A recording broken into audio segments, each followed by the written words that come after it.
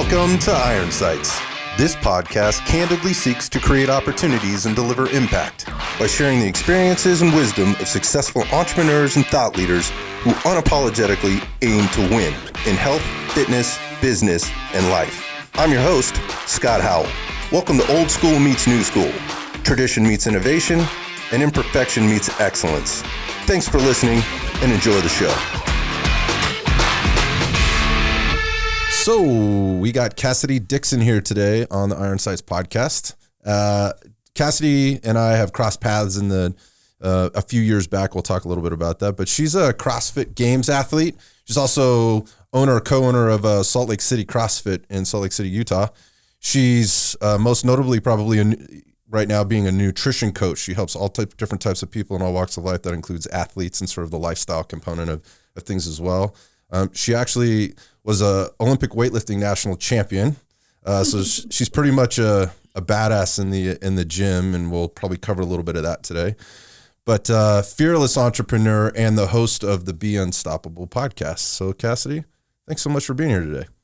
Wow, that was a great intro. Thank you for having me. Hey, you're welcome. Well, it's easy to do. I mean, there's so much depth, I think, and richness in the things that you've done. And I'm going to be honest, it's been a short period. You're a young person. It's not like you're an old person like me.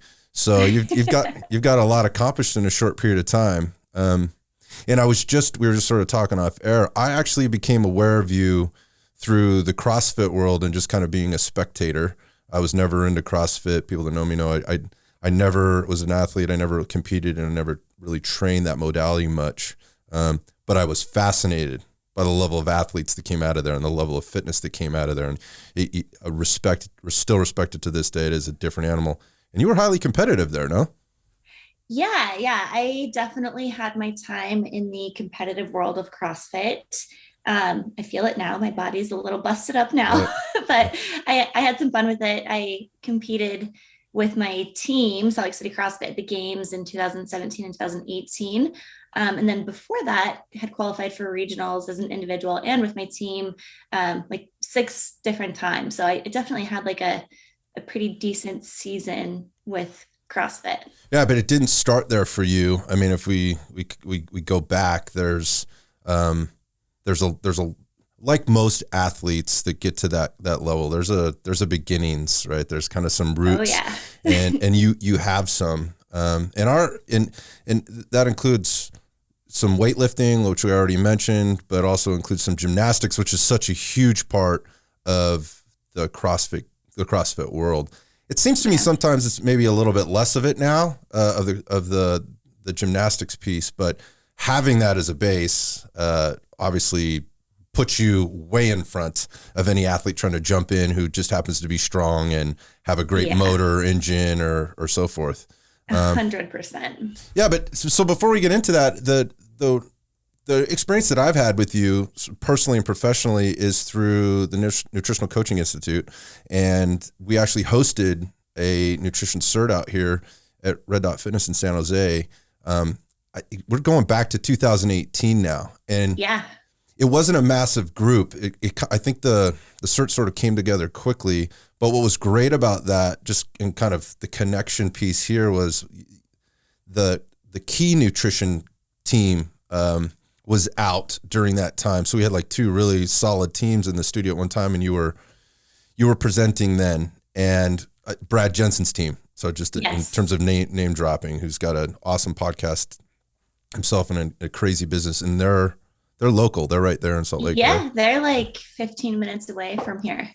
They're really close. And to kind of take it one step further, that kind of went on to you even mentoring some of our coaches that we've had both previously and even present day over the years. So that group was by far my favorite. From, like you said, we just had a great dynamic with Key, and then your team, and then NCI's team, and then some randoms kind of thrown in there, but that was a great group. Yeah, I agree. There was some good challenging questions coming out. I mean, those sessions or those certifications are always a good time anyway. I mean, there's a lot of energy and passion, but you're right. I mean, we were challenging one another a little bit there. It was a fun I time. know. I remember telling Jason being like, this group's asking like pretty advanced questions for a Yeah. level one. He's like, yeah, I know, it kicks ass. I'm like, yeah. Yeah, I definitely had some coaches in there, some more newbie, less veteran coaches that were absolutely like after day one going, I don't even know why I'm here. Like who I'm but the second day and then the ongoing mentorship changed everything. Yeah. Right, so you just they got through it. But again, great energy. I remember the energy that you brought to the table and always appreciated that. And you bring it to everything you do. So again, it's great to have you on today. And I was just wondering, hopefully you could kind of take us through your journey as an athlete, because it is a big part of who you are and what you've done. It isn't who you are, but it's a big part of it. So maybe you could talk to us about your history and how you got to where you're at. Yeah, absolutely. So, I mean, it all started when I was really young, when I was like 5. I was just a wild child, crawling all over the place, kicking up in handstands on my mom's walls. And finally, she was like, you're crazy. You need to get rid of some energy. I'm going to enroll you in gymnastics. Mm-hmm. So, and I mean, from there, I advanced pretty quickly. I'm a pretty strong, just kind of naturally strong. Like I've had like biceps and like big muscly legs since I was little. It's just kind of like my body type. So I advanced pretty quickly in gymnastics. Competed all through basically from when I was 5 until I was 15, and just competed. I loved it. Grew a lot, and like built a lot of confidence through that too. I've always been kind of a shy-ish person, a little bit more introverted, but competing, like if you put me out on the competition floor, and the same thing kind of happened with me with CrossFit and weightlifting, like I was a different person. I just zoned out, and it helped me build a lot of confidence that through that time I definitely needed. I mean, I think all children and young teenagers need that outlet or that chance to kind of show up and be someone who you aren't always are, I guess. So that was kind of, gymnastics took up a lot of my time. But I mean, I'm 5'6", so I wasn't going far in gymnastics. Let's be honest. Yeah, you're a beast, in terms of height. Like you're like an albatross, I guess, in the world of gymnastics. So they barely break 5 feet anymore. Yeah. So I was like a powerhouse. I was really good at tumbling and vault, but like everything else, I was just a little tall for. So at the age of 16, it was like right when I was able to drive, actually.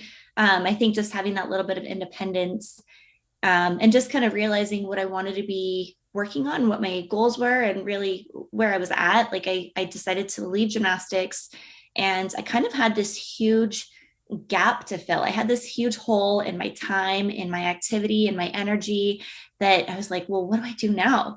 So, I mean, when I had quit gymnastics, at that point, I was training like 5 hours a day, like Monday through Friday, 5 days a week, like 5 hours a day, just training my ass off. And so I had all of this time to fill. So I just kind of became a gym rat, like a Globo gym rat. I wasn't really sure what I was doing. Honestly, I didn't know. I just knew when I quit gymnastics, I wanted to get as skinny as possible. I was tired of my muscles. I was tired of this body. It wasn't helping me with performance anymore. And I wanted to get skinny so bad that it was just like my goal. And I was also terrified to be in the gym by myself, in like the big areas. So I would always hide in the corner in like the women's section. And eventually got a personal trainer that really kind of helped me gain some confidence. But even when I left the Globo gym, I was still too afraid to work out in the main area of the gym, in the Globo gym, which is kind of a funny thing to think about.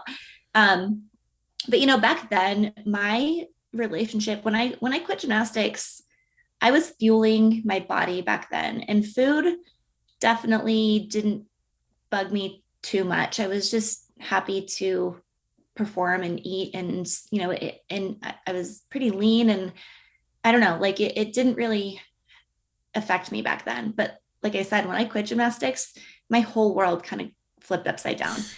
So hold on, time out for a second. So just with the quitting of gymnastics, this is just a personal choice in your 16-year-old or 15-year-old brain of, you know what, I think I'm done here. I want to do something else? Or were there injuries or things that precipitated this where you were frustrated? What happened?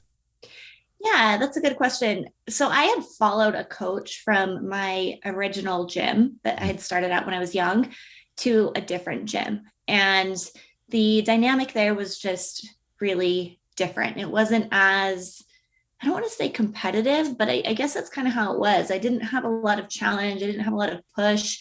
We were just kind of goofing off, and we were there for a long time and working out, but the dynamic just wasn't there. And I still wish, and I know my mom tried to convince me to try another gymnastics academy before I quit. I wish I would have given it another gym before I just ripped the Band-Aid off and just said, no, I'm done. Right. But I think I was already pretty checked out. And at the age of 16, I just, that wasn't something I was focused on at that point. Yeah. As a dad, I can tell you like that is a very slippery slope, in terms of pushing, like, well, you're going to regret this. Well, shut up, Dad. You don't know what you're talking about. Like, I hate you. What would you know? That kind of stuff. Yeah. So, how much do you push? How much do you try to encourage? That's a hard place to be. I will be honest, as a parent, and I don't know if your mom felt this way, but my daughter, the oldest, she's 19 now, but she grew up and played soccer until about exactly that age, about 15. Yeah. And there was an injury that took her out of the sport that she really couldn't recover from, and went through a very similar process of kind of trying to find herself. Like, what am I going to do here? I have all this time. My social group was soccer. My weekends were taken up with soccer. And going back to me being a dad, it was kind of taken away from me too, because when she decided not to do it anymore, for her own reasons, that was, her mom and I had gone through a divorce. And so there were some rough times in there anyway. And as a 15-year-old, or a dad of a 15-year-old daughter, you're trying to connect in whatever way you can. And so there were soccer tournaments on the weekends, and I pretty much took her to everything, and so we would spend those weekends together, and long weekends, road trips, hotel rooms, dinners, breakfast, lunches, the wins, the losses. And when that got taken away, or when she stopped, I felt like it was taken away from us. And so I lost a part of our relationship that was a big deal. So hard for a parent, I think, probably. But at the same time, what was I going to do? Like, no, you're going to soccer. She was done. She was done. So mentally checked out already. She's like, nope. Totally. And discovering all kinds of new things in all this time that she had. So you're doing that. Interesting. So you're finding time in the gym, and probably before you're eating and you're feeling your body, A, because you got 4 or 5 hour workouts, but B, you're not even thinking about it. You're hungry. Yeah. So I was. And you're staying in great shape, I'm sure. So now the game has changed. Now you're trying to kind of find your way around the gym, and maybe you need more calories, maybe you need less calories. But I heard what you said there, which is you just want to be skinny, because that's what you're supposed to be, right? That was the only goal. And I'm sure it had a lot to do with back then just being at that age where that's what you want. Like, you see other girls that are a certain way, or on social media, or magazines or whatever. And I just wanted to be skinny. I mean, and not to mention, like I said, my body, I've had biceps my entire life, and like these giant thunder thighs, right? Like big muscly legs. Through my whole childhood, like my sister's friends, because she's 5 years older than me, they would like pay me $1 to like flex them. Or everywhere we'd go, people would be like, oh, cool, arm wrestle this girl. Yeah. Like I was definitely, I had a lot of attention for what my body looked like as a gymnast. And even afterward, that it started to kind of seem like it was negative attention to me. Like I was slowly becoming embarrassed of what that was. And whenever anyone would comment on my muscles, like I just wanted so badly to become skinny and get rid of that, which is so crazy to say now, but it was definitely, I was obsessed with it back then. Yeah. I mean, because your physique now and over the years has been phenomenal. I mean, people look at you and go, I want biceps. I want biceps like you got, for God's sakes. So what's, again, the whole body image, self-image, what's acceptable, what's not acceptable, how should I look? It's just a tough time for kids, male and female, but particularly I know from the female perspective. And by the way, girls are not nice to one another. I'm just going to say girls are savages. Savages. I mean, the meanest, most horrific, hurtful, divisive shit I've ever heard. Yeah. This comes out of these teenage girls' mouths. And when I was a kid, there was no social media. So there was, you heard it first person or through a note, or again, third person at lunch or on the playground or whatever at school or in between classes. But now it's just a constant, incessant, comparison of this or that. And it's awful. So yeah, I know my stepson is 10, my niece is 15, and my nephew is 16. And it like breaks my heart. It shatters me to see some of the stuff that they have to deal with on social media. And like kids these days create like fake accounts and just like talk shit to someone. It's just like insane how mean people are. And because they have so much confidence behind these damn keyboards. But I'm glad I didn't have to deal with social media like that. But here's the deal. Like, is it, so the question I have for you, now looking back, and you have nieces and nephews to kind of relate to, is it really any different than it was? Or is it just more amplified than it was and more intense than it was? Because I feel like it's the same shit. It's just coming out in a different format. Yeah, exactly. I don't think it's any different. If anything, I feel like maybe it's more frequent now, but it's maybe a less of a hard hit because it is done through social media or through text messages or through things like that.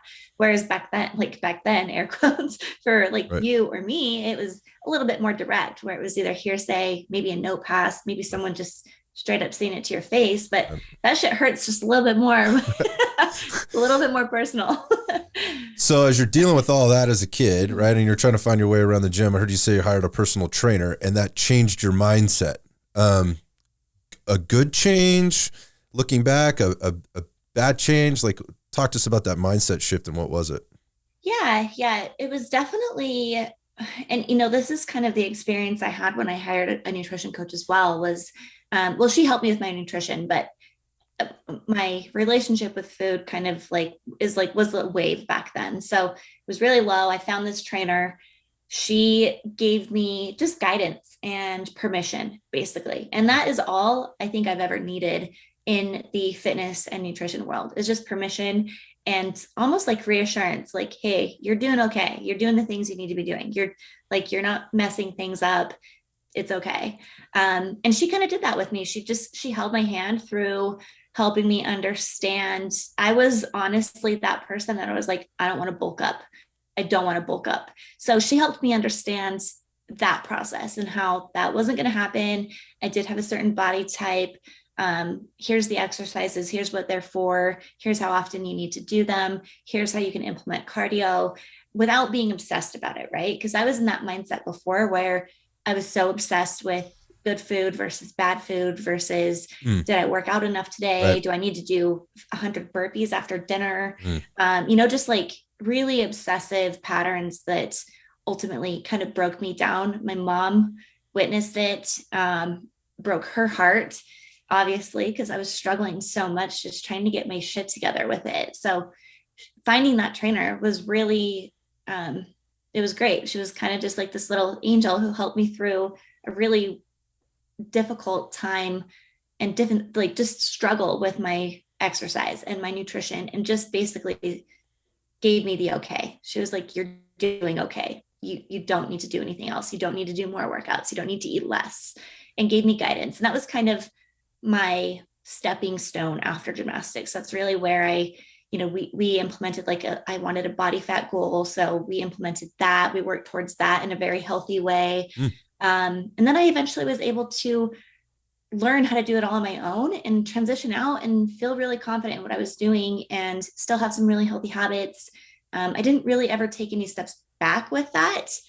But when I started CrossFit, my whole world kind of flipped upside down. Changes everything, right? Yeah. Because now I was feeling for performance again versus a kickboxing class at the gym. Right. So that was a whole new world for me. What a fortunate experience you had on the coaching end of things, because we don't hear that very often. I mean, unfortunately, to be honest, what we wind up hearing and seeing is the person that goes into a situation where they need exactly what you just described, and instead they're getting meal plan templates and cardio prescription, and it's in 3 months you're going to lose this much body fat, and we're doing things like refeeds and talking about cuts and mini bulks or whatever 2 months into a program, right, when you need exactly what you got, which is, again, unfortunately, I think it's it's less common. It's becoming more common as coaching is getting a little bit better, and credit to you for the things that you're doing with coaches to make that happen. But that's phenomenal. So you've got some great coaching and you've got some healthy habits, and you just alluded to that. Then CrossFit finds its way into the mix. How does that happen? Yeah. So someone actually bought me like a Groupon. They were like, Oh shit. I Okay. think you, yeah, right. They're like, I think you'd love CrossFit. You have a gymnastics background. You love all of this crazy shit. Like, go try CrossFit. Didn't see that coming, Cassidy. Didn't see that one coming. Groupon. A Groupon. I know. Isn't that funny? And because it was one of those things. So I hate running. And that was the one thing that this person kept telling me. They're like, yeah, we had this workout. And I'm like, well, what did you do? And they're like, well, we ran and then we did deadlifts. And I'm like, nope, I'm fucking out. Like, I did not want to run. Still not a strength of mine to this day. But I tried a class. And when you start CrossFit, I mean, every gym does it a little different, but they have a baseline. So They just have a workout with like push-ups, rowing, pull-ups, air squats that you do as your baseline. And a lot of the times they can be like your first tester workout to see if you like CrossFit. Anyways, I remember I went in and for my first Groupon class and I did the baseline and I finished it. I did like all strict pull-ups. It just like, I crushed it and I finished. Yeah, I finished it and they're like, okay. And I was like, can I try that one more time and try to beat that time? And they're like, who is this chick? Right. Like, what is happening? So I did it again.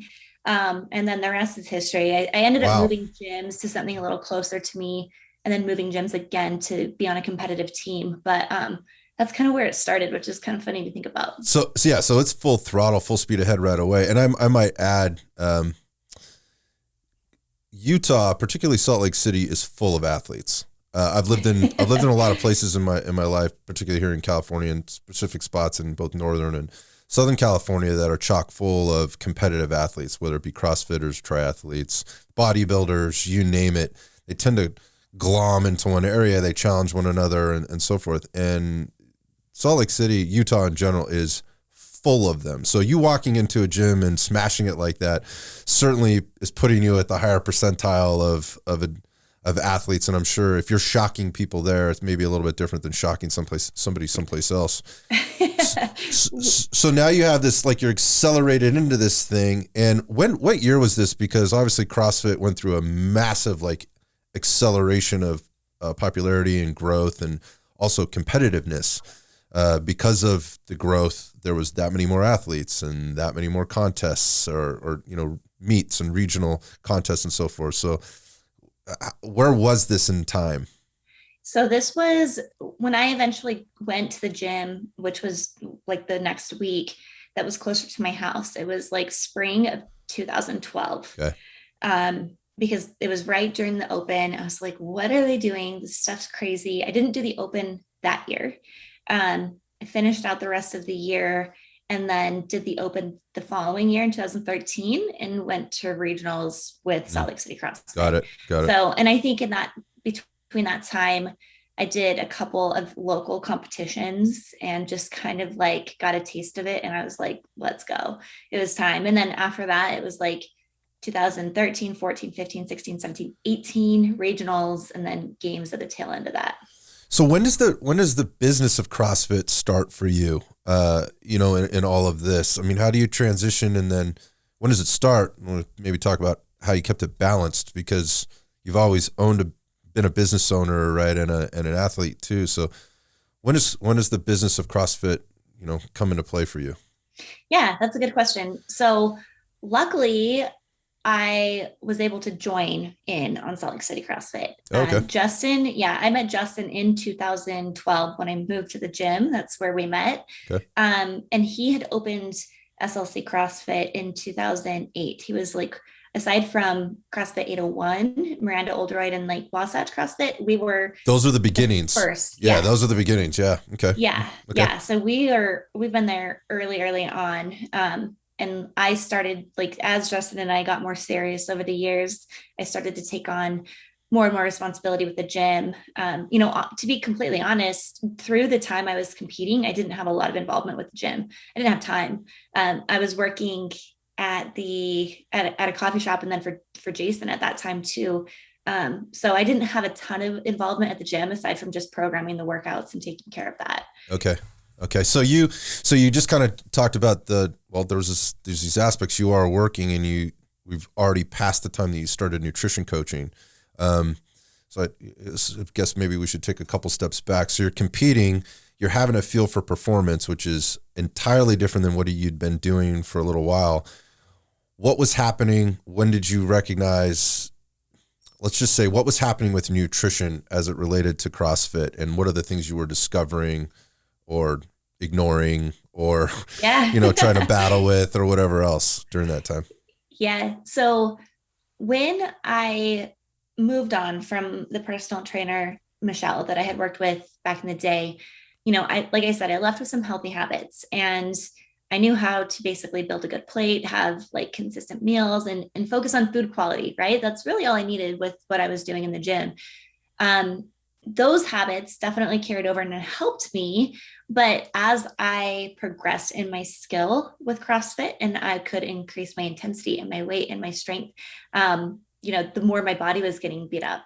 So I somehow survived from 2012 when I started CrossFit until 2014 without really much structure with my nutrition. I was still just kind of carrying over those habits. And a big thing in CrossFit back then was paleo.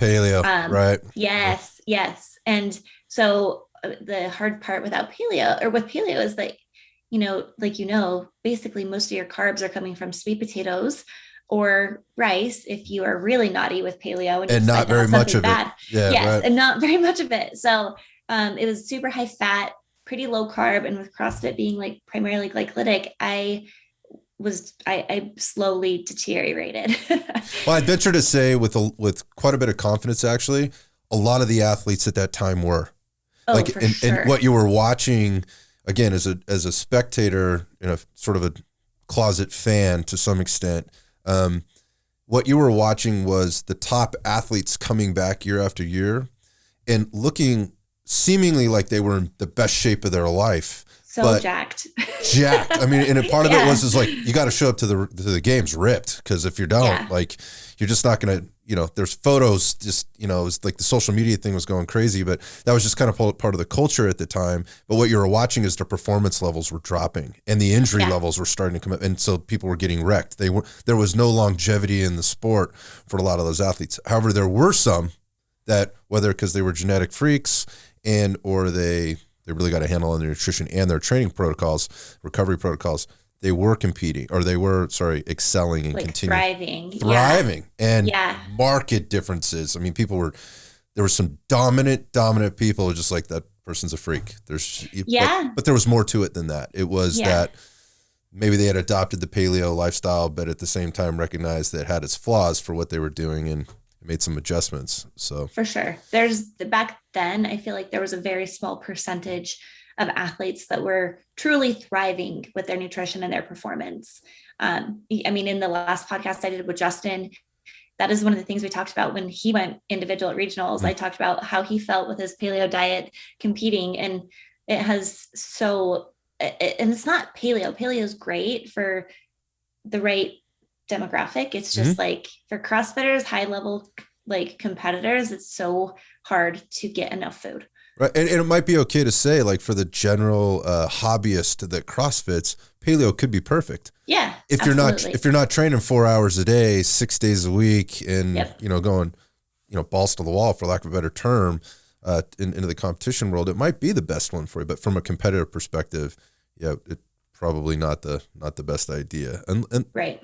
Maybe not for everybody. Again, it's never an absolute, but okay. There's definitely always those people where you're like, how in the world have you gotten away with this for so long? Like, sometimes I bring on new clients and I'm like, what is actually going on? Like, how have you been managing this? So what was it for you? At what point did you get to where you're like, I need some help here. I need to revisit this and get a coach? I mean, were there the things manifest that we just said? I mean, were there injuries? Was there drops in performance? What was going on? A little bit of everything, honestly. So in 2014, that was a big year for me. because we had just competed as a team at regionals in like late spring, maybe early summer.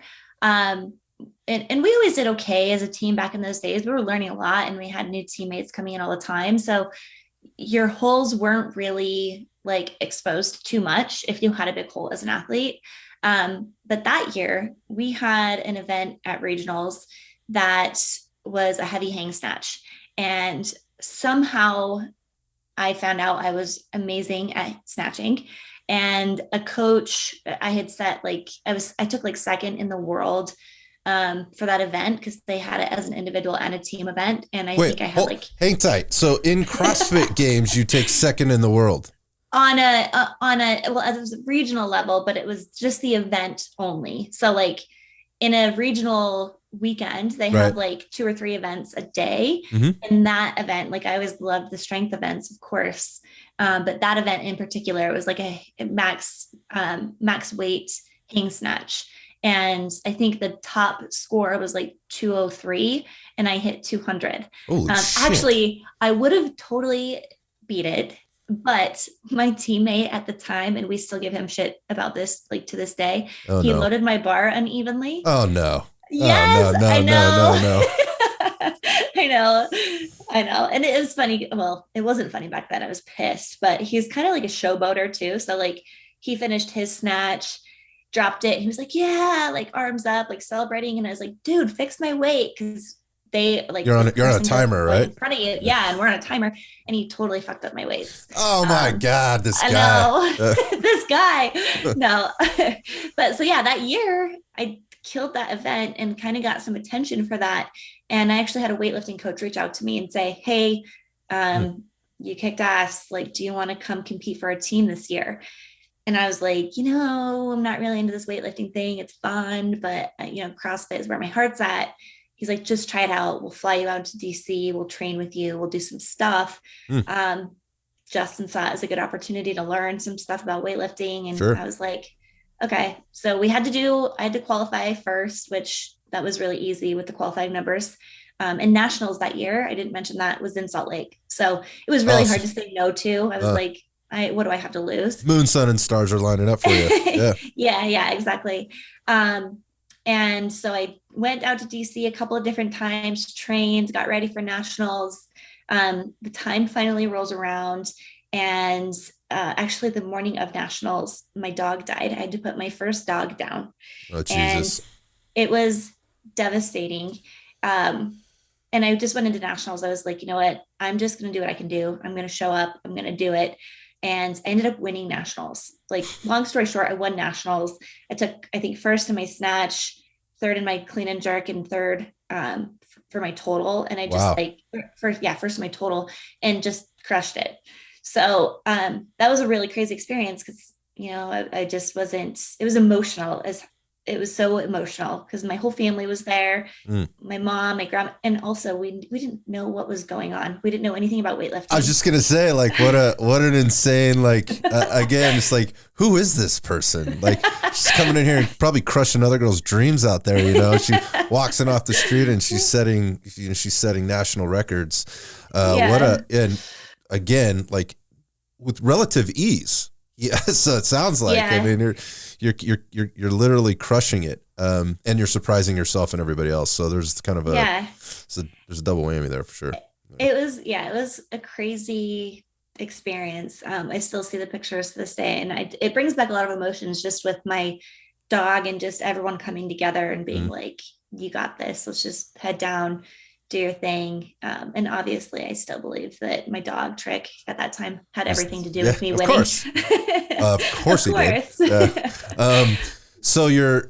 So this is extra training on top of the training. So now you've now this is where things were compounding. Right. So you're increasing volume, you're increasing intensity, you're decreasing probably your rest time. You're still trying to compete with the team. There's the gym and the stuff that you're trying to do there. I think you said a coffee shop in there. You're juggling all this stuff, right? So when is there time to eat and pay attention to, what's supposed to be going into your body to get you through all this stuff? Right. So after winning nationals, my teammate at the time had started working with a nutrition coach, and he was like, this is awesome, because he was kind of going down a different route. He's like, you gotta talk to this guy. Like, he'll help you. I know you're recovering like shit. I was having some gnarly injuries between my back and my elbow. Okay. I was just kind of falling apart, and just recovery was really, really bad for me. I was having a hard time sleeping. My appetite was low. Just like, obviously now as a coach, just like red flags, All the left stuff's and happening. right. Yeah. Yes. Yeah. So I finally reached out to this guy that my teammate had mentioned. He's like, talk to him. And it happens to be Jason Phillips. So get on a phone call with Jason Phillips. He basically, here's my story. I just went to regionals, won nationals. And he's like, you are an effing wreck. Like, I'm not even going to charge you. I just want to help you. Mm. So he Sounds like brings Jason. me on. Yeah, he brings me on as a client, and teaches me everything I need to know about fueling as an athlete now, which was the big difference, like between what I had learned to where I was then. And from there, it took me a long time. I had to reverse up. So I think when I went to him, I was around like maybe 1450 for my calories. Yeah, Holy it was pretty God. low. Jesus. It was low. Yeah. Wow. So he reversed me all the way up to like at least 2,300 calories by the time we finished. Yeah, good for you. Yeah, body composition completely changed, improved quite a bit for me. And I mean, the rest was just kind of history. I learned how to fuel for regionals and competing and just normal training days. And then obviously that carried over to how you're fueling for something like the games, where you have 3 or 4 events packed into an 8-hour time frame with eating and resting and downtime and all of that. So well, you just provided some context there. I think context is kind of the major missing piece, and people taking away and their takeaways from stuff like this. So yeah, you're talking about, again, all the types of workouts and the recovery periods and things like that. But what we didn't talk about is give some context to the 1,500, and the 2,300 calories with regard to like your weight and the things that you were doing. Cause people can't just pull these numbers out of thin air. Like, you were at 1,450, which was effectively way under eating. So you were, that was like, you were both undertrained and under recovered. And now you've got to reverse it up, right? So now you're at the 2,400. Compare that to kind of now that you're not competing. Do you count calories? So with my current journey, which we'll talk about in a bit, I just recently started counting calories and using an app again, just because now I need to fuel my body for something completely different, which is going full circle these days. So yeah, like now I would say that I have been paying attention to that. My calorie needs now are way lower than they've needed to be in the past. I mean, now I try to shoot for like right around 2,000 to 2,150. Yeah, but still, you're way above 1,500. Yes. And you're not even competing. Right. So again, context, that's where I was trying to go with that. Well, and like that 1,450 to 1,500 mark, like I was barely breaking my BMR. Like, so like just to keep my body working and moving and breathing and supporting my organs, like I was barely eating enough for that. So when you add in the activity of working out the way that you work out, and with CrossFit, it's obviously a little bit more demanding. I really had to bridge that gap. So when I said reverse diet, I mean like slowly, and you know this, but for your listeners, like slowly added calories like through that process. So we didn't go from 1,450 to 2,300 overnight. It probably took 3 or 4 months for me back then to slowly see that change, because my body would have responded like shit had I just thrown that many calories on there, almost 900 calories. Yeah, I was just going to say, so you're talking about a deficit of 800 to 900 calories over, I think you said 2 to 4 months or something like that. So it's a daily, weekly journey to the next amount. So you're talking about adding what, maybe 150 to 200 calories or less a week over time, and kind of seeing, okay, how are we doing? Like how, and there's a balance there of macros, obviously, and doing it the right way. But it's a you have to play the long game, right? It's totally. And so what's happening with your body during this time is you're reversing up. Yeah. Well, and I responded really well to the reverse, which I was lucky, because for a lot of people that like put that much stress on their body from under eating and overtraining for so long, it takes a little bit longer to reverse out. I mean, we've had clients that, whether you're chronically dieting or yo-yo dieting or just eating really, really low calories, where sometimes a reverse diet can take over a year. Yep. So I really had lucked out with how much my body appreciated just some food. And like pretty quickly, I was recovering better. My mood was better. My sleep started to improve. Like, and of course, those are the unsexy things, right? That's what happens first. But that's the stuff that I was like, holy shit, this is kind of like game changing. My weight started to come down just slightly. It fluctuated maybe 3 or 4 pounds during that time, because I was finally fueling it and recovering and getting rid of some of that inflammation and that stress. And my appetite was suddenly ravenous, like, and that was great. Like, that's a big piece of biofeedback that I even look with my clients, like, to make sure that we're making the good moves and your body's responding the right ways, that you're just not shoving food into your body and being like, figure it out. Like, we made sure that my appetite was responding as we were increasing food, which is a huge thing for me, especially with everything I had dealt with in the past with food. I felt like I had just regained control over my diet. And I was like, well, shit, I have to do this again. And so there was that overlap too, where I was really afraid to eat more. And I was afraid to compromise body composition, to eat more calories and, want to look like a games athlete still. Right. So there was that whole mix of things that went into it. But at the end of the day, obviously performance wise, and I think mentally, it was a really good change for me. Yeah. So you touched on so many things there, CrossFit athlete or not. The reverse dieting process is a huge part of the nutrition coaching game and protocol, depending on how you've assessed your client and where they're at. You don't have to be an athlete to go through a reverse diet.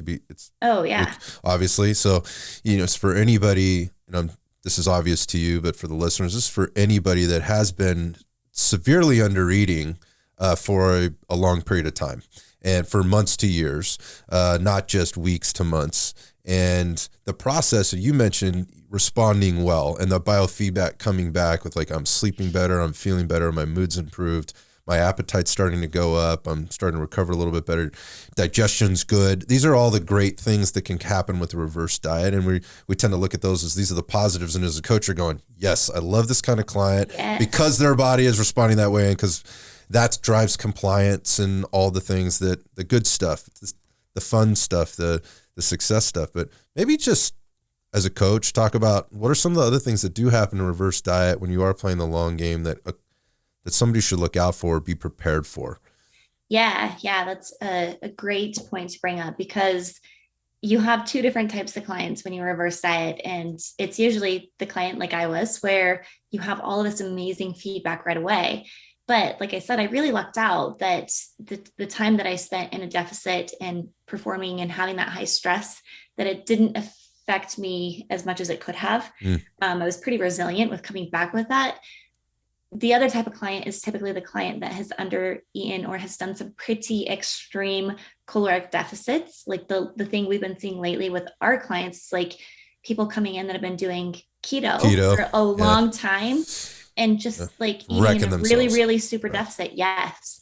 So, sometimes when you start to increase food through your reverse diet, it is normal to see the scale start to come up slightly. Sometimes you have to gain a little bit of weight before you reach your maintenance or your homeostasis or your happy place with your weight.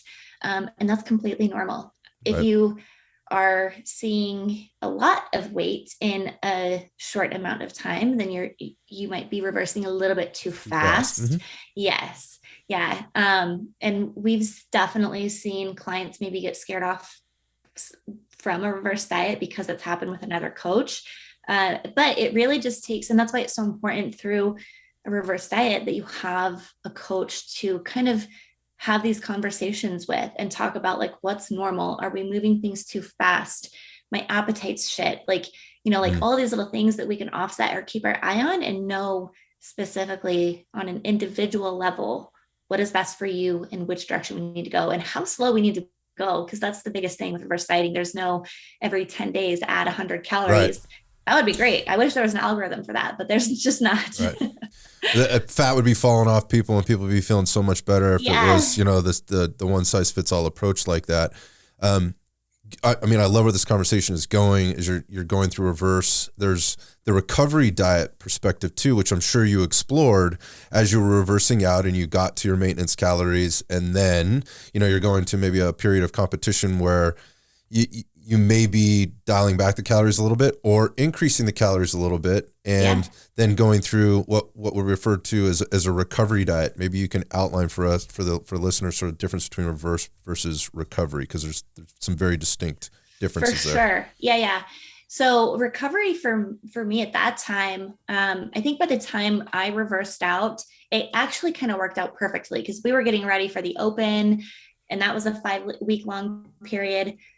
We go through that, and that's where we want to kind of be peaked. And then we come down, we recover after the Open, and then we go back up for regionals. And then if you're making it to the games, you come back down and then you ramp back up. So that periodization is really important.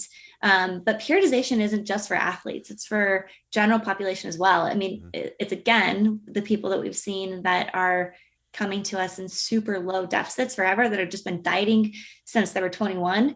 I guess the recovery phase is about letting your body reach like your TDEE, or your total daily energy expenditure, your maintenance calories, and just letting it be stress-free and happy and healthy there. And a lot of times that means like a pound or two coming up on the scale, or exactly what it says is just maintaining. And there's nothing wrong with that. I have, especially this time of year, I have so many of my clients in maintenance during summer when everyone's traveling or camping or eating out and barbecuing and shit like that. Like that's usually where periodization is with general pop, is like, where do you need a little bit of a break? Like, let's loosen things up a little bit. So recovery for me back then, calories were definitely up. And fats were up for me, and carbs were down a little bit because my training was down. Yep. So the demand for the glycolytic system or energy system is just not there. Right. So now you are shifting to maybe more what would be paleo-esque in a sense, correct? Yeah, absolutely. Yep. For a general pop person, or even just your normal class goer or just gym goer, I would say recovery would probably be similar to that, where fats can kind of start to come up a little bit. Probably right around that, like, I mean, again, like, just context, not saying anyone should just implement this and stick to it, but usually that 30% or higher mark is a pretty good, safe place for most people to be with their fat intake of their total calories for recovery, if not higher, right? Some people, which sounds insane, probably. It probably sounds insane to a lot of people. Like, wait a minute, how much did you say? 30 or 30? What? Like, it just sounds like an insane amount of fat. If you're eating keto, maybe not. But if you haven't been eating keto and now you're shifting again, lower your carbohydrates and taking your fats up, that just sounds like an insane amount of fat. But it's also, it's just less volume of food. Yes, that's the best part about it. Well, I mean, at least for me back then, I mean, that was one of the most challenging parts at the peak, was like eating as much food as you needed. So it was always welcomed to be like, yes, I will have 300 calories in olive oil and not eat 1,000 grams of rice or whatever, you know, like just having that break from food volume was nice.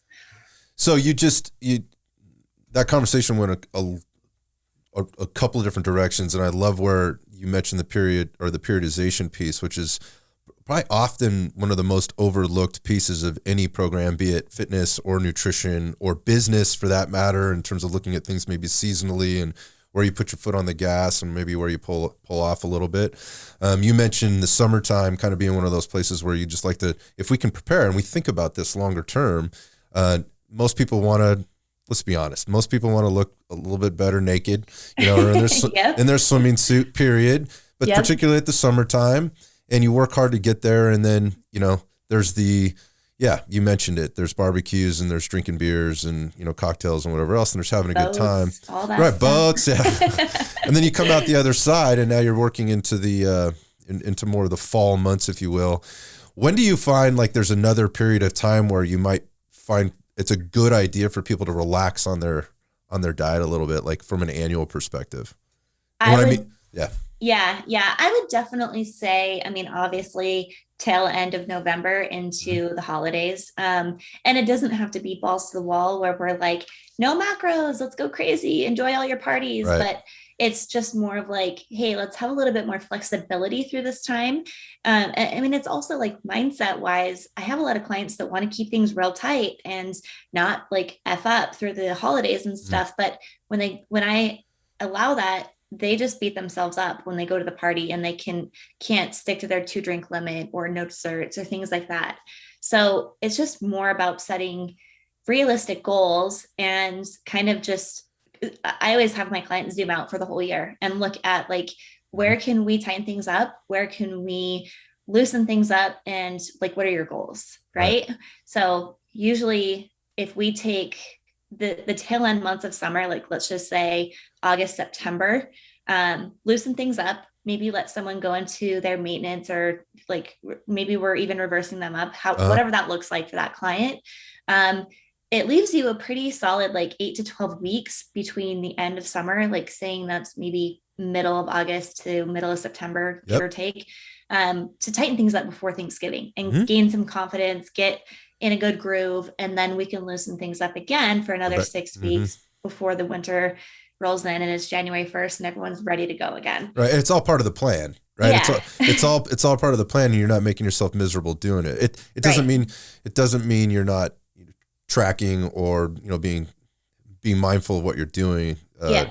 And I think it's important for people that are maybe thinking about getting a nutrition coach or how this might fit into their life. The purpose of having the coach is to help guide you through this process. And that doesn't mean they just sign off on your bullshit because you went to 2 parties in a row and had, you know, you Yeah. overate your calories by double in a couple of on the Friday, Saturday, and then Sunday football game, Yeah. kind of thing. But there's a time and place for that, and it can be programmed in, and it can be perfectly fine, Yeah. to do that. So, again, the periodization piece being such a huge part of your long-term success. I think people kind of look at it as well. Periodization looks more like contest dieting, right? Yeah. I have 12 or 16 weeks to diet down and be shredded for the bathing suit or the swimsuit on stage or the summer vacation or the Mexico trip Yeah. or whatever it is. And then it stops. And then no, the periodization keeps Just, on going, right? I mean, there has to be yeah. you have to come out of that. Otherwise you're just in this vicious cycle. Yeah. Um, Well, and it makes your body so resilient too. Like from the vacation or from the show or from whatever, like if you implement periodization, it really makes your body resilient. I mean, we've all know or follow someone who maybe has done a bodybuilding show and things just like go south quickly right. after the show where you're like, whoa, okay, Like, habits yeah, out the window. right. Right. So it's like that is an example of no periodization where you don't have to stay, super rigid. There's that phase where we're slowly increasing calories, but that's where your body bounces back. That's where your body thrives, is like the feeding, the fueling, like being in control of that. Right. And no matter what sort of, I don't know, what you may subscribe to in terms of the evolutionary process and how that plays in, and from from an ancestral type of history that we've had as a human body, it's never the same all the time. There's always challenges, there's always stresses, there's always ups and downs, there's availability of foods at different times and so forth. Yeah. It all plays into what you just discussed in detail. We've just modernized it in a way to where we can control it a little bit more, but more importantly, we can plan it Yeah. and kind of see the future. Again, it's such an important piece of nutrition coaching. When we're going back to your story, initially of how you got connected with the personal trainer who was helping you with nutrition, that sounds like it was sort of part of it, right? Unknown, Oh, maybe yeah. not knowing, you didn't really realize it at the time, but there were these other components because you can calculate out all the macros, you can annualize the year, in terms of what you're going to do with all the reverse dieting and the cuts and the this and the that and the refeeds. But at the end of the day, you just mentioned it, like you're going into these periods where it's hard, it's tough, or again, it's not a one size fits all. So in terms of your approach to coaching clients through these things, and coaching coaches to coach clients through these things, obviously mindset being such a huge a huge piece of it. How do you preset the table, so to speak, on to get somebody ready for this and prepare them for when they just don't have the bandwidth, to keep up, or, they're at that party and they lost it, or, they lost control and they did something they didn't want to do. Didn't make them a bad person, but they overate or whatever happened. How do you preset the table, and how do you coach a client to do that? Yeah. So, I don't think that there's really a way to prepare someone for that. I can have a 3-hour long conversation with a client and help them understand all the things that could happen, that might not happen, that will happen. And they're just so stoked because they're working with a coach now and they're changing their life. They're changing their habits. They've got this cool thing that they're working on now. And they don't hear any of that. They just think that they're motivated. Nothing's going to get in their way. Nothing's going to stop them. Mm-hmm. They're going to be, able to shut anything down or whatever. They're just committed. Right. So, I don't know that I could prepare anyone mentally for that early on, but I will say conversations after a weekend out on the boat or a weekend camping, or when they really feel like they've just messed up and they've eaten a whole thing of crumble cookies or something. Mm-hmm. I think the bigger part of that is just having the ability to relate to them. And I've walked a mile in their shoes. I know what they're feeling. I know what they want to do, which is go run 10 miles, do 100 push-ups or whatever, punish themselves. Yes. Yeah. I know what they want to do. Clients want to pull calories all the time after a weekend like that. And I think just getting them to refocus and focus on the things that they can control, let go of the past, not feel any guilt or shame associated with food, and slowly work on habits to understand what happened. Where was the mindfulness of that?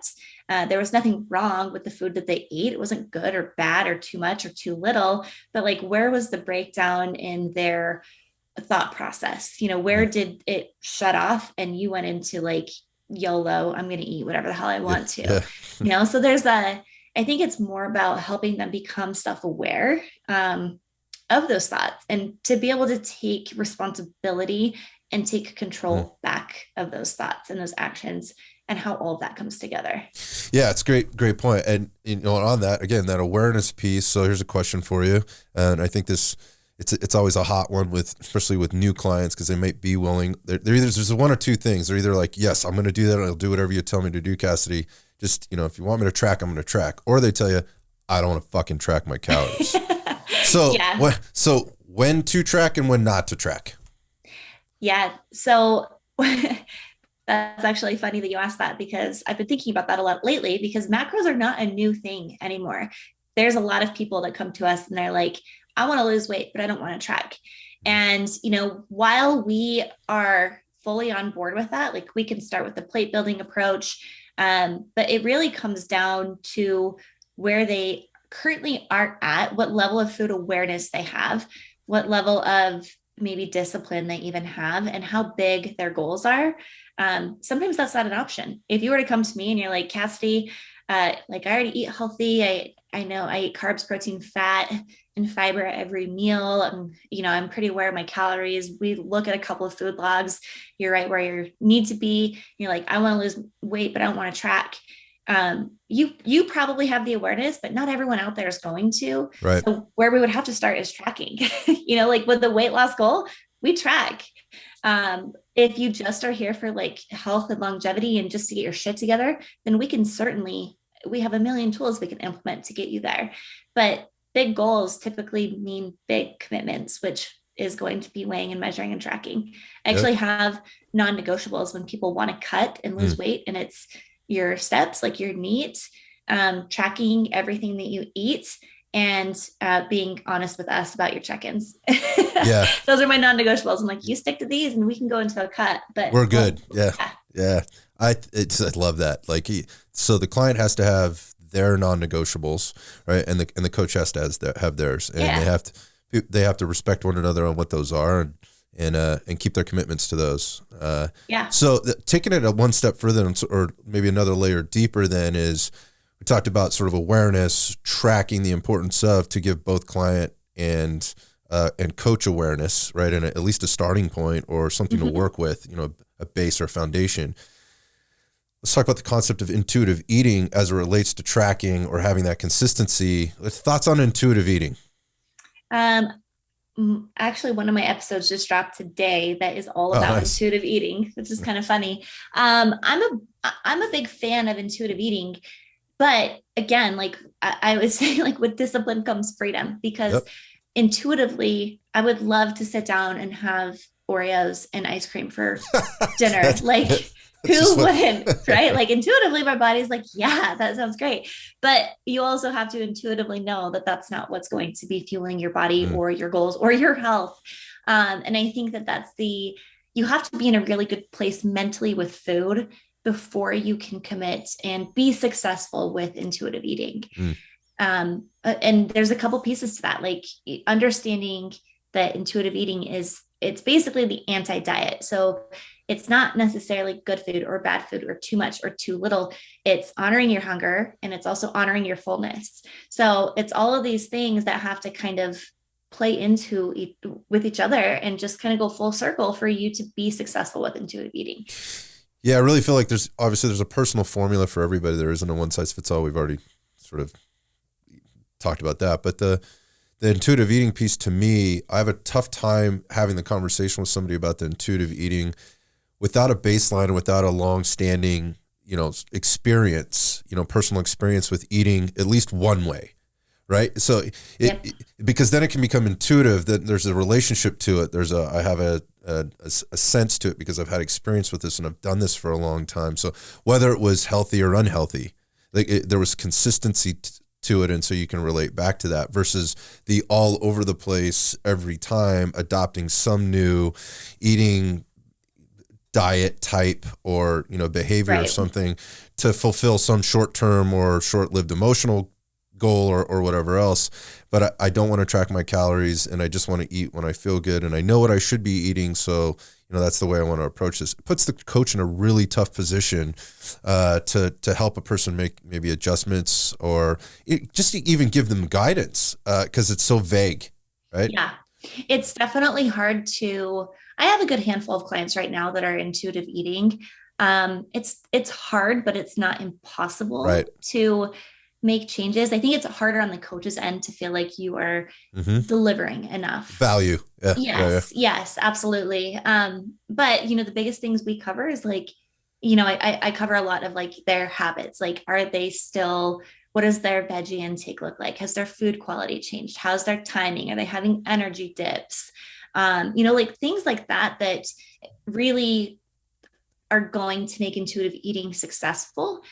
Because intuitive eating for some people can be under eating, right? Like if I intuitively eat, and that's why I started tracking again with my new journey, is because I tend to under eat if I intuitively eat. And so, but also intuitive eating on another end for some people can be overeating. Sometimes it's just eating the wrong shit, right?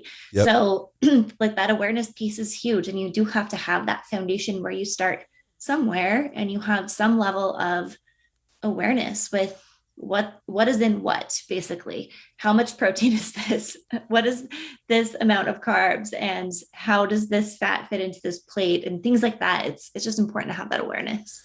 Yeah. So again, the awareness and the having that relationship with your coach, in order that the coach has to be very upfront, right? They have to be very honest. And again, there's the non-negotiable piece that you talked about there, but there has to be this high level of awareness period on both ends. And then, I find as a coach, when clients want to eat more intuitively, it means I feel as a coach that I need to be more connected to them and doing more check-ins. And as a result, I think it defaults that way because I feel like clients, because you're trying to coach them through those processes, it's not like, hey, let's set this kind of goal. We're going to check in a few days. It's, hey, I'm doing this right now. This has felt really good, or I did this yesterday, and they're wanting to kind of tell you about it. Yeah. So you have to be prepared for that as a coach, that if you're going to go down that path with somebody, it often means there's more contact. There is more back and forth. At least that's what I've found. I don't know about you. Yeah. I've experienced it both ways, where they either feel like they're failing or they They actually learn that they don't like the intuitive eating approach because they feel a little bit more out of control. Or on the other end, they're like celebrating every little win, which is Yeah. cool for them because they're like kicking ass without having to put everything into MyFitnessPal. Mm. So it's cool. There's a cool dynamic, but it's definitely more prevalent these days for people to want to shift into intuitive eating, which is kind of a cool trend to see. Yeah. I think it shows that people have maybe a little bit more confidence, or at least are showing that they feel like they know what the right things are to do with them. And feeling that way, having that emotional confidence is important in terms of that both short and long-term success, especially again, when we talked about when it gets hard, when they fall down, when they have to get up. So I just get that from you too, Cassidy, like you've been through all these experiences and had all these things. Where does this confidence come from? I mean, but you said when I was competing in gymnastics, and when you mentioned the introvert kind of side of you, where's the confidence in all of this come from? Were you born with it? Do you have it all the time, or is this Oh, that's funny that you say that. I honestly probably would never consider myself to be a confident person. But I would say that I'm a passionate person, because I love helping people. And if it means like, I'm probably my most confident self when I'm in this kind of setting where I'm talking about this kind of stuff and helping people. I'm like able to, I mean, like same with the competition floor, I like get out there and do my thing. And I think that everything that I've done that's been hard in my life, between like, or going way back between like starting CrossFit, even working for Jason, like when I became a coach, when I became the director of the mentorship, even my position now with NCI, when I applied for the coffee shop, when I was doing stuff at the gym, everything that I've done and I've been successful with, I have been scared shitless before, and I had zero confidence going into it. But it was just kind of like putting in the work and just putting my head down and being like, what do I have to lose? And being good at it and just working until I was good enough to feel confident in it. Working hard, Right. Like it's so funny to say that, but I guess almost just proving myself wrong too. Like being afraid to do something, not thinking I could do it, and then crushing it has helped me build a lot of confidence in areas like that. I think that's sort of the setup and transition here in talking about being confident in the things that you do as an athlete, physically, emotionally, physiologically, kind of being very in tune with what your body is capable of, right? And putting it in some very, very tough, brutal situations as an athlete, overcoming injuries. I know there was some of that stuff that, you've dealt with as an athlete. You alluded to some of it. I know there's some real work that you had to put in, to kind of overcome that. And every once in a while you'll get hit in the side of the head with something like that, where, physically you just get knocked down, or there's something that you're trying to accomplish and you just run kind of into roadblocks. And again, sort of a transition here. Recently, you've spent time bringing awareness to the world of IVF, and you've been very public about your story and your journey and your challenges, and kind of being hit in the side of the head with some of this stuff as a professional who helps people all the time, and is now having to go out to get help from other professionals on something that you don't have control over, and that you might feel like you're not very good at. For many, and I have some personal experience, not particularly with IVF, but just in my with my ex-wife and my daughter in a very, very traumatic pregnancy, and coming out the other side and having to get there. For many, this would be very private, and I haven't shared my story with but a handful of people in the right situation. It takes a lot of trust, and I have to kind of work up to it to even tell the story. But you've chosen to not only share it, but you documented it, where people, and you've kind of turned it around a little bit. Why are you doing this? So I learned very quickly that infertility was something that was very hush hush. And it was something that I'm a big believer in, like, everything happens for a reason. These signs are telling you something.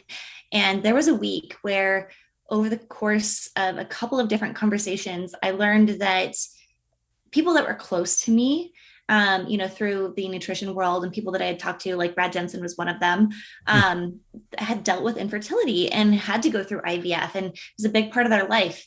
And I'm like, holy shit, like this is a big deal. Like so many people, it's actually 1 in 8 couples deal with infertility.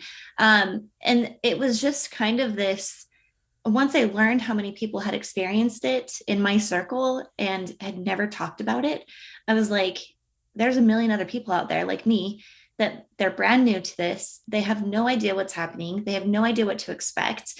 Maybe they feel alone. In my world, having a social media presence, talking to hundreds of coaches a week, having my own coaches, having our coaches at the gym, and having to show up, I literally didn't feel like I could hide it, because I was a wreck emotionally.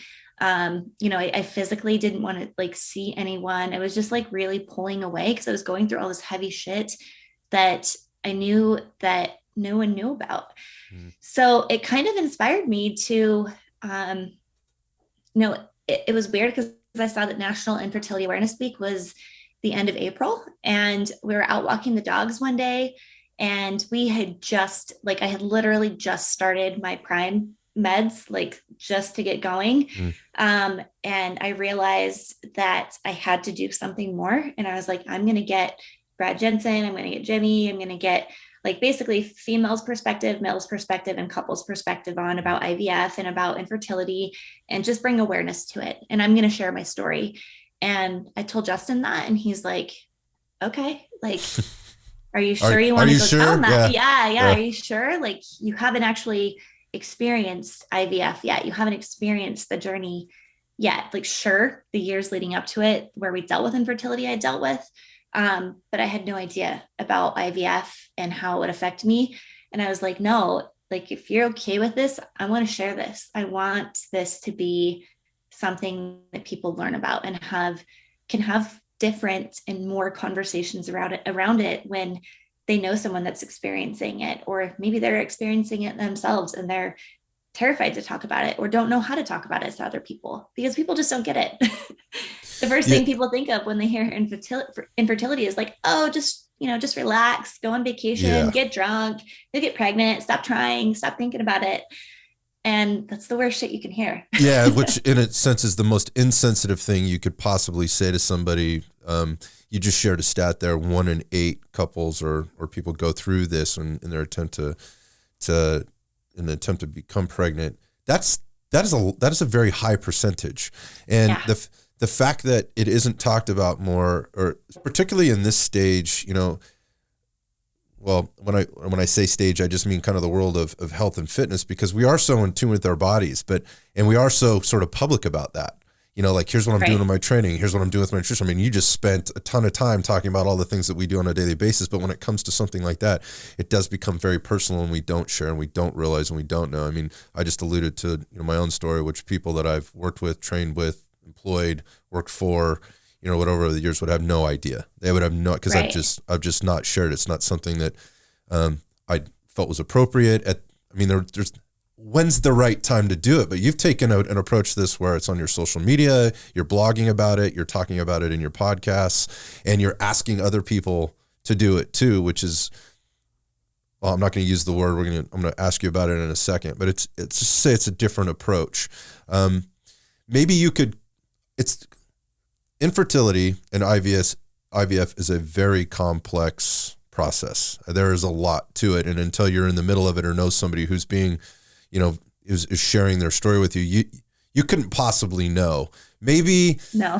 Maybe you can kind it's so complex. Walk us through your journey a little bit about what the process is really like, where you've started and where you are now. Yeah, absolutely. So like you said, I mean, I'll do my best. And just for anyone that's listening to this that may be approaching an infertility treatment, everyone's journey is so unique that it may not look anything like mine. And that's not bad.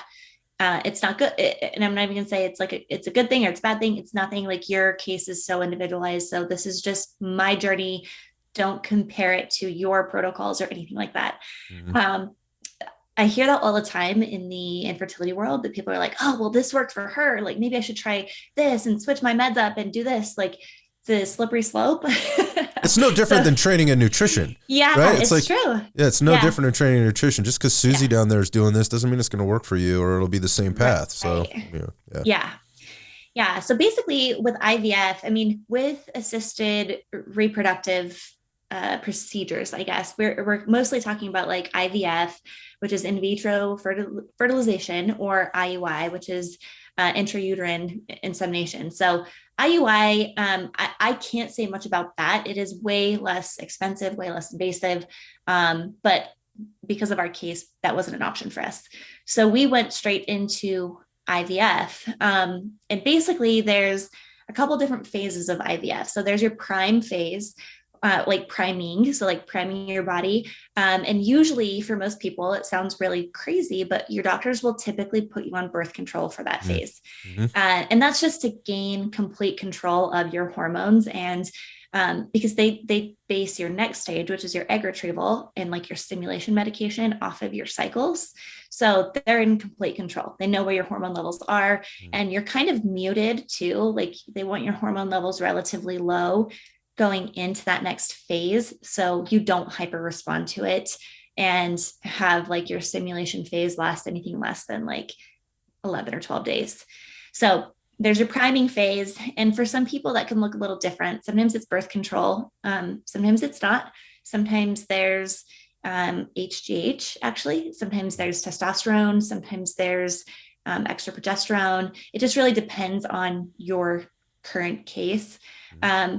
My priming phase for this round and the last one is way different. So I'll be able to give more feedback on that at some point. But then we roll into the stimulation phase. So they basically take, they overdose you essentially on LH, and they get your body to start producing more eggs than you can ever imagine that you'd be producing. Because most of the time it pulls from a pool of eggs and chooses one, drops it, and then there you go. But they want each of your ovaries and your follicles to be producing basically a lot of eggs. Like you're overproducing eggs. It's like they hit the nitrous button on the reproductive system. 1,000%. Yes. I mean, during that process, they say that your ovaries can get like the size of an orange. It's very dangerous. It's very uncomfortable. And so they basically, that phase, that stimulation phase, is just you're stimulating your ovaries and your follicles to get the eggs. And then what they do is they play a big game of, all right, that's enough. That's not quite enough. A little bit more, a little bit less. With all of your hormones. So you're going in almost every other day for ultrasounds and for blood work. So they're watching your estrogen levels and then making sure that you're actually not close to ovulating. And then when you become close to ovulating, they give you another shot and they say, you're not ready to ovulate yet. We need more eggs, or we need your follicles to be bigger. So they'll slower speed up the process. Yes. Yeah. Yep. So at that point, you're probably up to at least 3 shots a day. And then when your follicles and when your ovaries and your hormone levels all kind of line up, then they have you do a trigger shot. So that trigger is typically, again, depends on your case, but it can sometimes be HCG. And that just basically says, okay, in 36 hours, you're going to ovulate.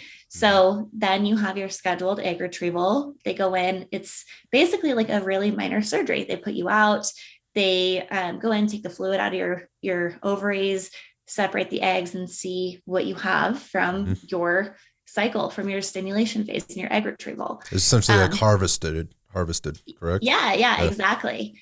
Yep. And now from that phase, then they can tell you, okay, here's how many we got, right? So for example, maybe it's 10. And then it goes into the phase of like, okay, how many are going to fertilize? So they do a procedure called ICSI, where they take the male's sperm and put it under a microscope and inject it into the egg. And then they wait, see how many fertilize. So let's just say now, and each time you go through this phase, it drops. The amount of eggs drop. Yeah, right. And the percentage that you're your percentage of success continues to drop now. Oh yeah. Oh yeah. It goes, Obviously, right? it's like those next few days after your egg retrieval. I mean, you are pumped up on hormones and you just had surgery. I was in a ton of pain afterward. Yeah. And every time the fertility clinic would call, I would just like start crying. I'm like, no, don't tell me any news. Well, you just, I look, I have to say, you just did an amazing job, and we're not even done yet, but you just did an amazing job of really outlining this process and kind of basically what the procedure is, right? What your procedure in particular, because and you alluded to that at the beginning.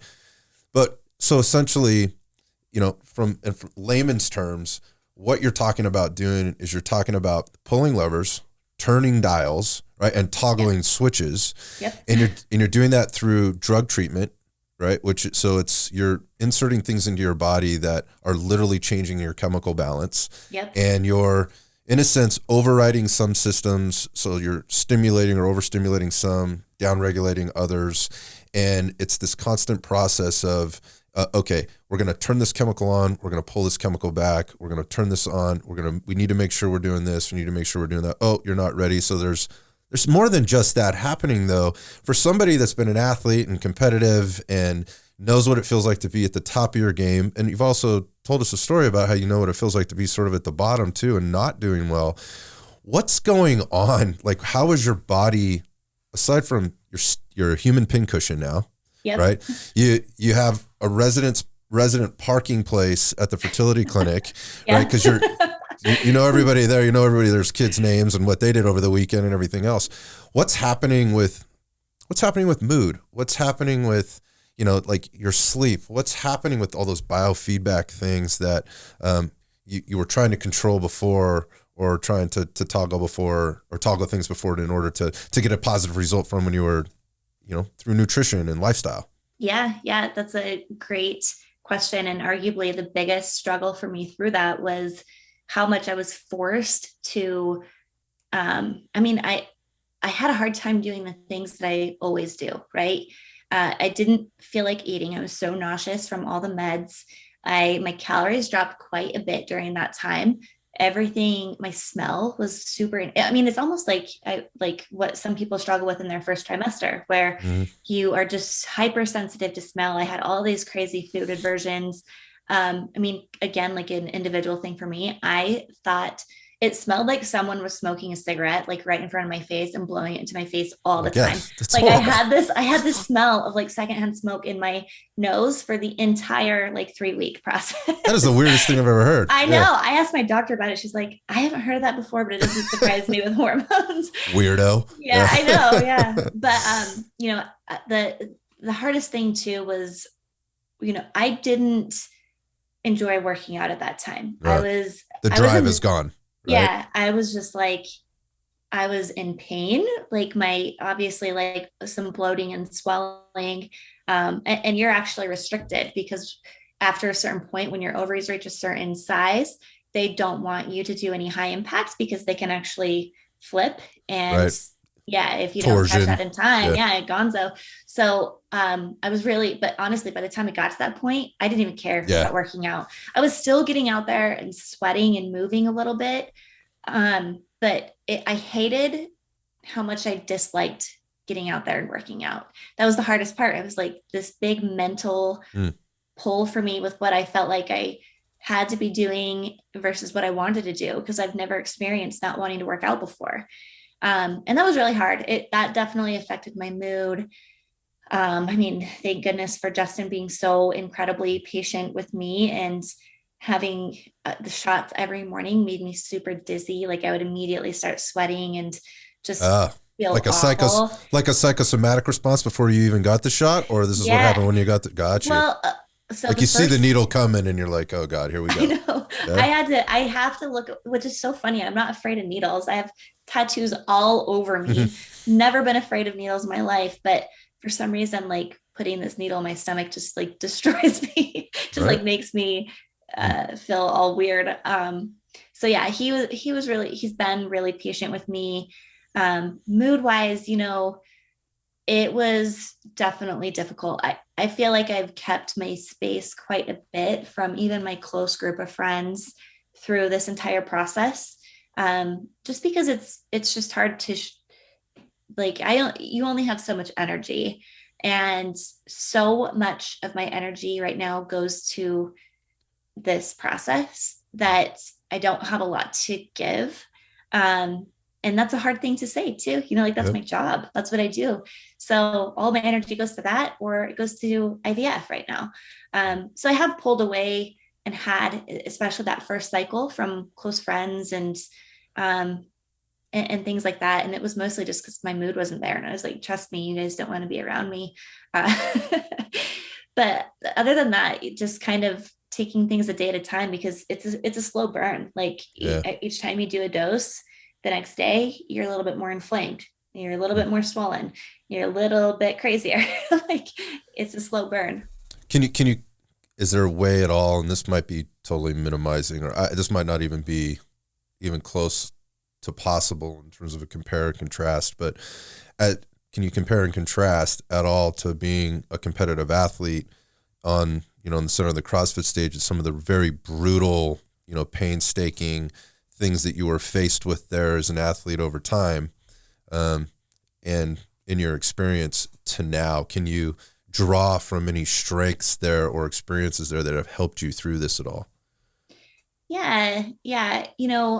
I think the biggest thing that kind of correlates is just understanding that I can get through anything. I used to do that too when I would get tattooed in really like sensitive places. I'm like, I can get through anything. This is gonna last 10 minutes or whatever. Like, same thing with workouts, like the worst workouts ever. You just know that it's not gonna last forever. It's not the end all be all. And while I would say that mentally it was a little bit harder to snap out of that, because there is so much unknown Right. with infertility and IVF, that still being able to go back to that and understanding that even if I had to go through this again, this phase right now isn't going to last forever. At some point, it's going to let up and I'm going to have a little bit of a break. But yeah, it was hard to kind of snap into that mindset for sure through that last cycle. Yeah, where we left off there is you're moving into your second, we're just, sorry, I think we left off with they've just harvested it's for the second time.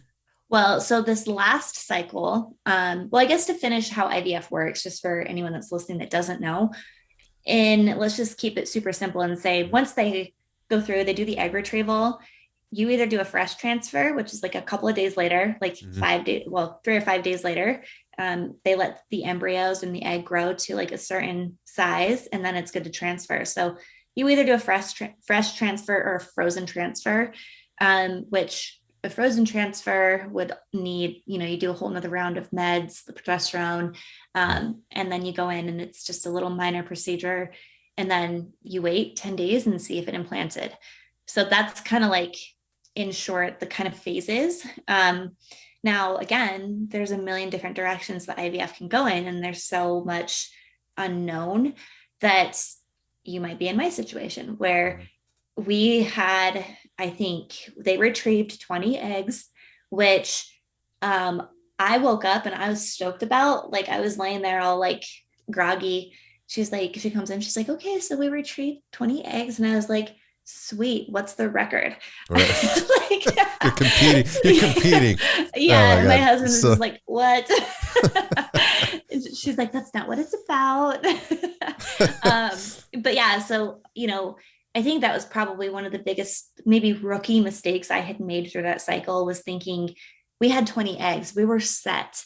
I wasn't we came home and I ended up getting OHSS, which is ovulatory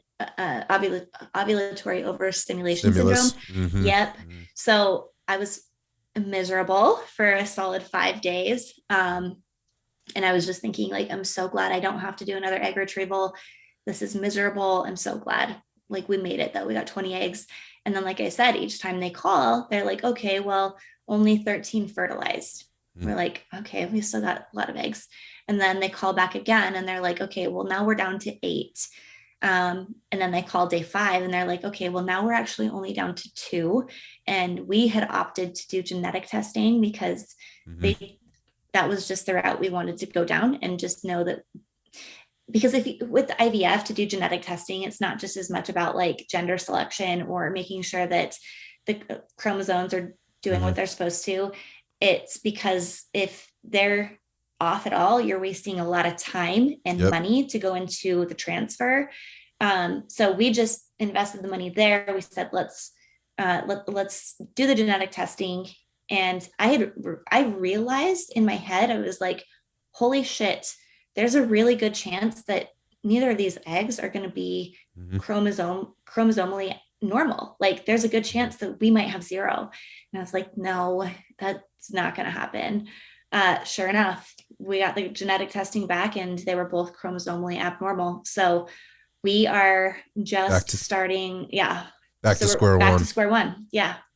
Yeah. And it is pretty normal. I think the percentage for first time IVF cycles, like your first cycle to be successful, is like less than 30%, which is kind of crazy. But especially with how much money it costs, it's like insane to me that that's not more successful. I'm like, what? Like you do it, it's 2021, figure it out.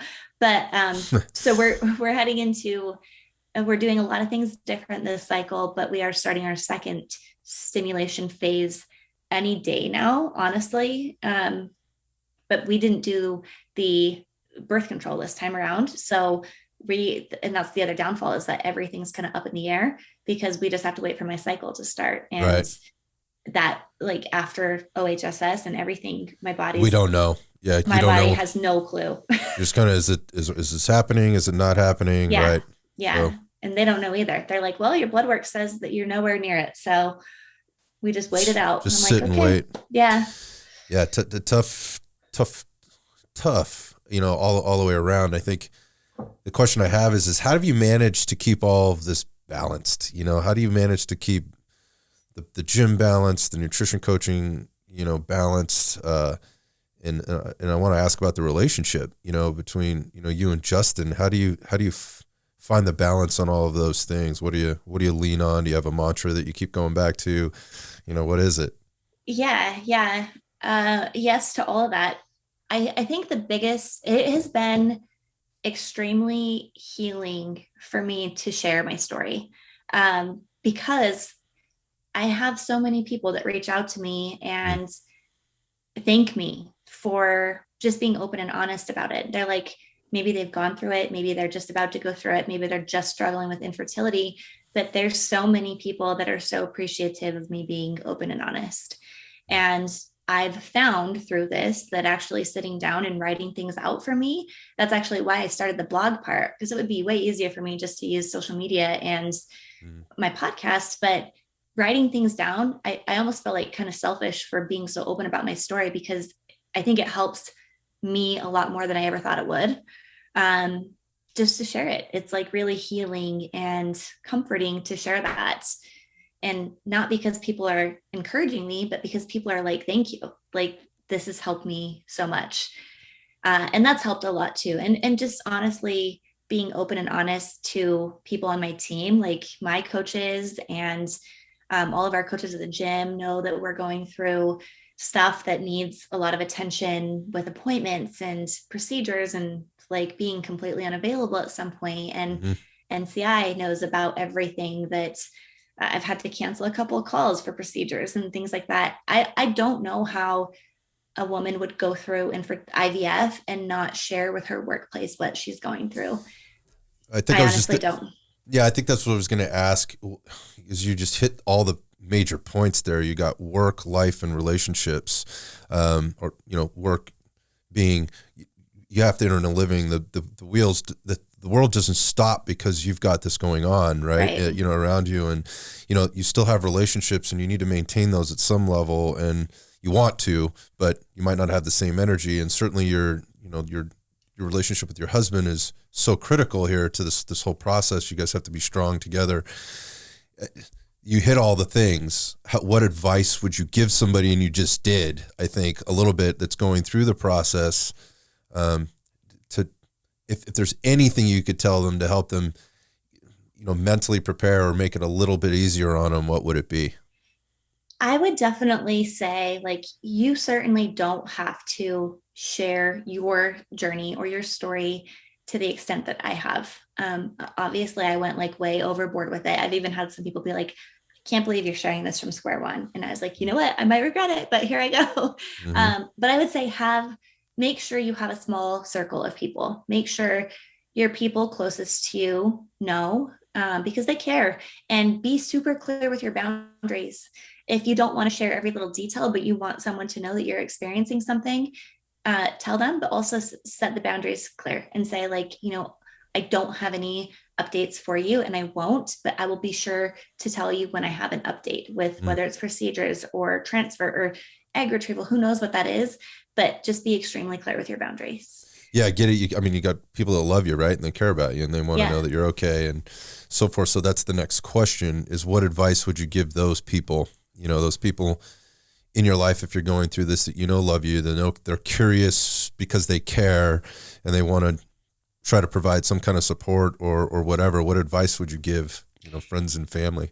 Yeah, I think the hardest thing that I have dealt with going through this, and I mean, no one in my family has ever experienced infertility. Same with Justin's family. It's just not prevalent in our families. And I think the hardest part is explaining the science and the process, basically. So I would say if someone close to you is going through IVF or IUI, do a little bit of research and understand, watch a couple of YouTube videos, read a little bit about it. Not so you can sit there and ask questions, but just so you know what the process is that they're going through. Don't make them teach you everything that they're going through, because it gets you get repetitive and it's a little redundant after time, where you're like, I want to pull my hair out when someone's like, what, like well, not necessarily my family, but like just in general, that just don't educate on the process at all. And they're like, remind me what you're doing and stuff. Like, remind me about this. And I'm like, do a little bit of homework. Yeah, I'm sure it's exhausting. Exhausting. And I appreciate you sharing today so that people will know this. Yeah, no, I'm more than happy to. I didn't want it to sound that way. I just meant if someone's close to you experiencing it. No. I'm like, gosh, Scott, I asked for permission. For the record, I asked for permission. We did not just hit her in the side of the head with this. No, but again, thank you for sharing that, because I think that's could be the second hardest part in this process for a lot of people. And I know it was for me and again, I'm because infertility doesn't just exist in females, it exists in males too. So whatever side of the fence you might be on, or whether you're the spouse in the relationship or the partner in the relationship, whatever it happens to be, it's hard for them too. So, just give them their space and, try to be, supportive, not inquisitive. Bringing up the conversation is not necessarily supportive. To let them know that you're thinking about them. It's, letting them know that, hey, I have been thinking about you, and I understand this stage is pretty tough, so I just wanted to let you know I was thinking about you today or whatever. Yeah, exactly. And I get so many messages and people kind of coming out of the woodworks that I don't even know through social media that I just connected with, that are like, hey, my sister's going through this and just wanted to let you know I'm thinking about you. And it's like, it's the coolest thing, because my content or my podcast and my blog, like, that's being shared. And I think that I know early on in the stages when we were just learning about this, like, I probably would have loved reading about that for someone that's going through it and maybe knows a little bit more about it at this point than what a new person that's just going through the ropes with the doctors might know. Because Google can be a very dark hole when you are searching any answers with infertility. Like, you will pull your hair out and want to scream. So don't do that. If you're listening to this, don't Google shit. Right. That's great advice. I mean, I think that's probably generally good advice on most topics in most topics in life. I think the question I'm going to pose that I don't want an answer to, I'm going to give you a little plug here, because I didn't notice this pop up in your podcast feed, that you just recently did a podcast with one of your partners in crime, who I happen to love too. He's been very supportive of us, and I love everything he's doing. That's Travis Zipper, and it's on the concept of protility. And the question being, what can women and men do now to prepare themselves in terms of a lifestyle change, or in terms of preparation for outcomes specific to, you know, the wanted or the desired outcome specific to fertility.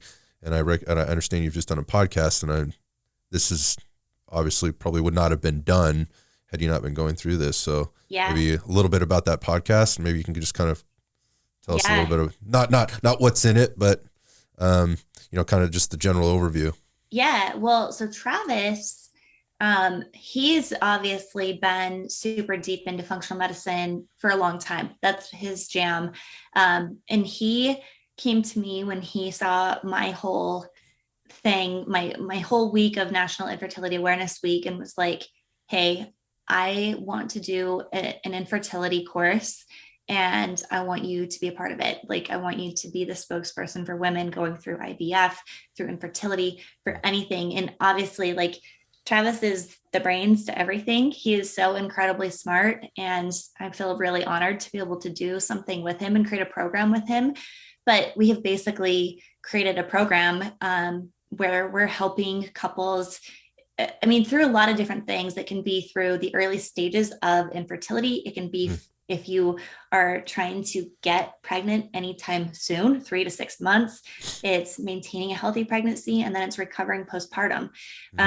Because there's so much that goes into it. I mean, stuff that you would never know. And if our case was a little different, and we, like, our only option is IVF because of our unique case, but had I known any of this stuff before this, I could have, even with me having the healthy foundation that I have, I could have changed up so much with my lifestyle and my diet and just my habits alone to increase my fertility, which most women just don't know about. Most men don't know about, right? Like, sperm and an egg actually take 90 days to even fully mature. So your 90 days prior to getting pregnant are everything. That's critical. How everything is happening. Yes. It's critical. Yeah. Yes. Yeah. So we put together this course, and it's super extensive, so much information.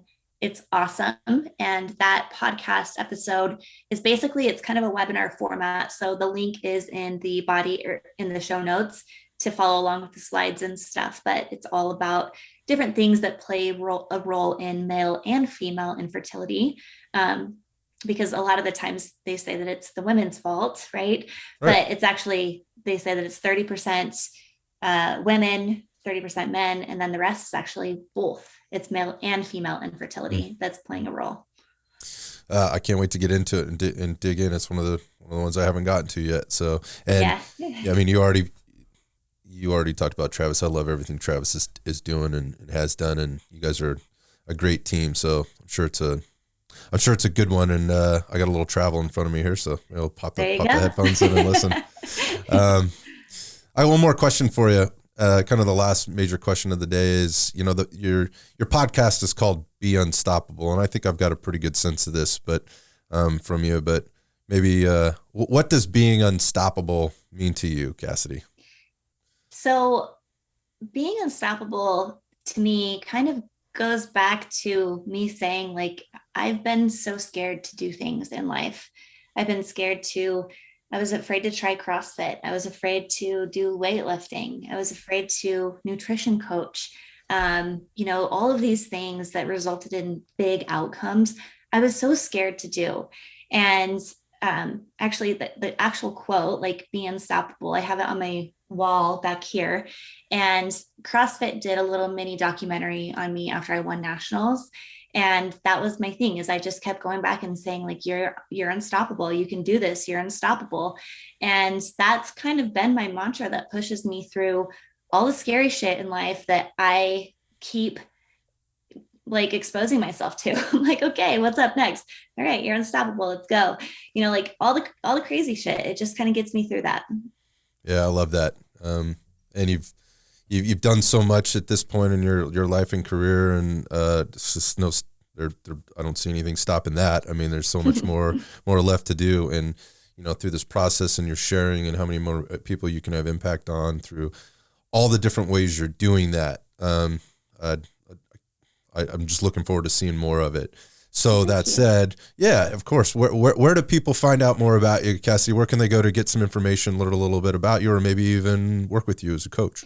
Yeah, absolutely. So I'm mostly on Instagram at cassidy.dickson.fitness.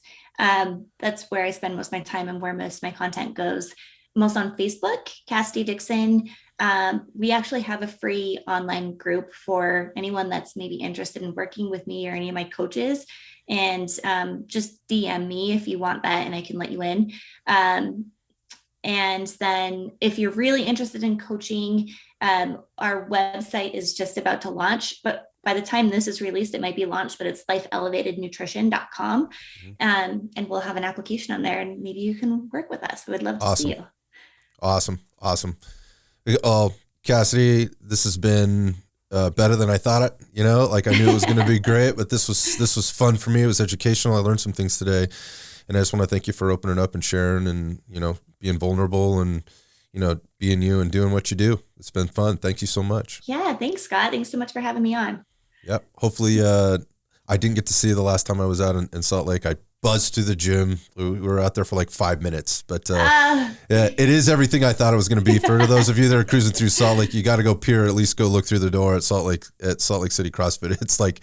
It's like 40-foot ceilings. It's this massive facility, and it's what CrossFit. It's the roots. It is like everything that CrossFit has always been and will continue to be. It's an awesome spot. So go check them out when they're. You got it. Thanks again. We'll hope to talk to you really soon. Thank you.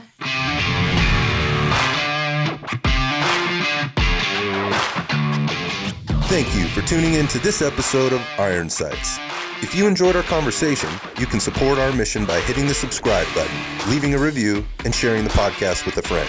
I'll see you on the next episode.